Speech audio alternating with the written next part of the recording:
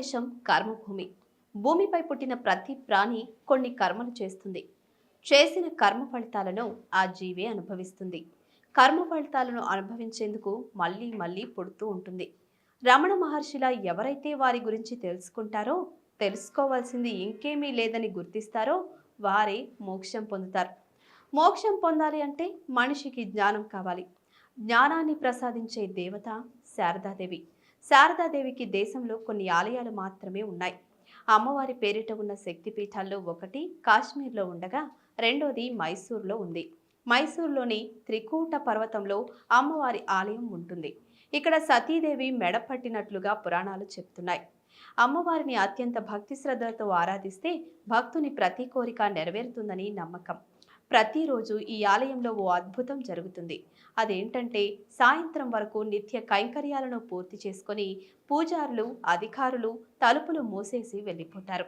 రాత్రి సమయంలో ఎట్టి పరిస్థితుల్లోనూ ఆ ఆలయ పరిసర ప్రాంతాల్లోకి ఎవ్వరూ ఉండరు.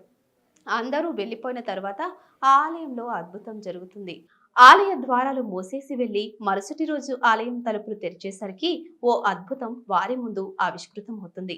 ఉదయం శారదాదేవి ఆలయం తలుపులు తెరిచి చూస్తే అమ్మవారి విగ్రహం ఎదురుగా తాజా పువ్వులు దర్శనమిస్తాయి. ఇదేదో ఒక్కసారో రెండుసార్లు జరిగిన అద్భుతం కాదు. ప్రతిరోజు ఇలానే జరుగుతుంది. అద్భుతం ఆవిష్కృతం అవుతూనే ఉంటుంది. ఈ అద్భుతం ఎలా జరుగుతుందో తెలియాలంటే ఓ 1000 సంవత్సరాలు వెనక్కెళ్ళాలి. 1000 ఏళ్ల క్రితం త్రికూట పర్వతంపై శారదాదేవి ఉన్నట్లుగా అల్హా, ఉడల్ అనే ఇద్దరు గుర్తించారు. ఈ పర్వతాల శ్రేణిలోని ఓ ప్రాంతంలో ఈ ఇద్దరు నివసిస్తూ ఉండేవారు. ప్రతిరోజు ఎంతో శ్రమించి అమ్మవారి విగ్రహం ఉన్న ప్రాంతానికి చేరుకొని పూజలు నిర్వహించేవారు. దాదాపు 12 ఏళ్ల పాటు నిరంతరాయంగా అమ్మవారిని పూజించారు. అమ్మవారిని ప్రసన్నం చేసుకోవడానికి ఈ ఇద్దరు వారి నాలుకలను అర్పించారు. అల్హా, ఉడల్ భక్తికి సంతోషించి ఆ ఇద్దరి నాలుకలను తిరిగి ఇచ్చేసింది. అప్పటి నుంచి ఆ భక్తులు ఇద్దరు ఆ దృశ్య రూపంలో నేటికి అమ్మవారికి పూజలు నిర్వహిస్తారని భక్తులు చెప్తున్నారు.